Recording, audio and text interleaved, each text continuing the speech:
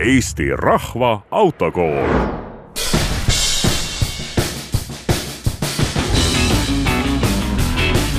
Üritame siis erinevaid sõiduvõtteid selgitamaks läbi mõistete auto alajuhitavus ja ülejuhitavus.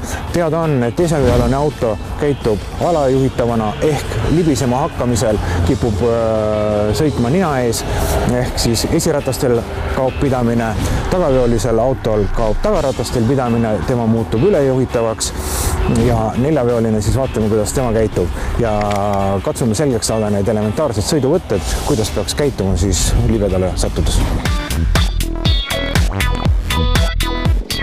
Nii, alustame sõitu siis tagaveolise autoga. Kõigepealt kohalt võtt. Kui meil on libedad teeolud, siis kindlasti kohalt võtmisel tuleb jälgida seda, et oleks tagatud maksimaalne rehvide haare ehk ei ole mõtet tarbeltud ratast ringi lasta käia.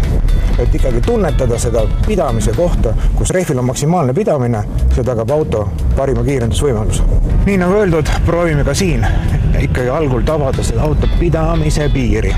Kui nüüd sõites tagaveolise autoga, on siin kõige rohkem oht ülejuhitavusele. Ehk siis, mis juhtus ka praegu. See tähendab seda, et tagaratastel kaob pidamine ja auto läheb spinni. Küll libisemise vältimiseks tuleb tunnetada auto tagarataste pidamist. Nagu öeldud, tekib tagaveolisel autol ülejuhitavus. Ehk siis tagaratastel kaob pidamine ja autol läheb külge ette. Selle vältimiseks keerame rooli vastu libisemise suunda.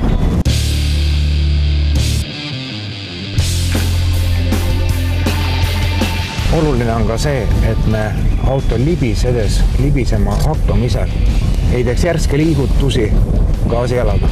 Sellega me veel rohkem vähendame tagarataste pidamist. Nii, proovime veel. Läheme kurvi. Hindasime valesti. Hopsti. Saime libisemise kontrolli alla. Ehk siis vähendame õrnalt gaasi. Lähme libisema ja tekkis pidamine, keerasime rooli vastu ja saime auto sõitma soovitud suunas. Proovime veel. Jäime keeramisega vastu keeramisega hiljaks ja kindlasti ei läinud auto soovitud sõidu suunas. Võtame veel kokkuvõtvalt. Sama nagu esisillaveoga autoga me peame saama aru selle libisemise tekke põhjusest. Kui me tagasillaveolisel autol anname gaasi liiga palju, siis me kaotame tagasilla pidamise ja auto tagasilla libisema.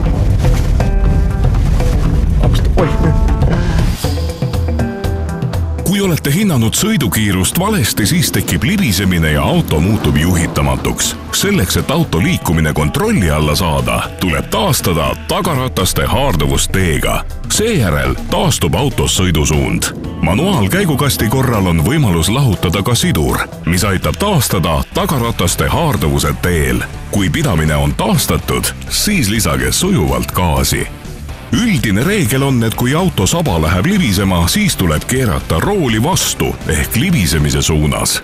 Tänapäeva autode veoskeemid ja elektroonika on väga erinevad ja seetõttu ei ole võimalik libedale sattudes universaalseid tegutsemisreegleid paika panna. Aga üks on kindel. Autol peavad olema korralikud talverehvid.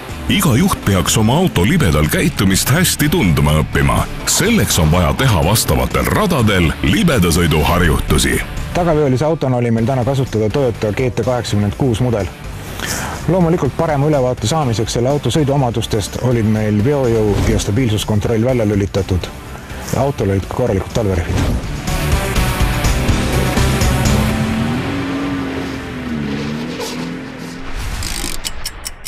Terveks eluks vajalik.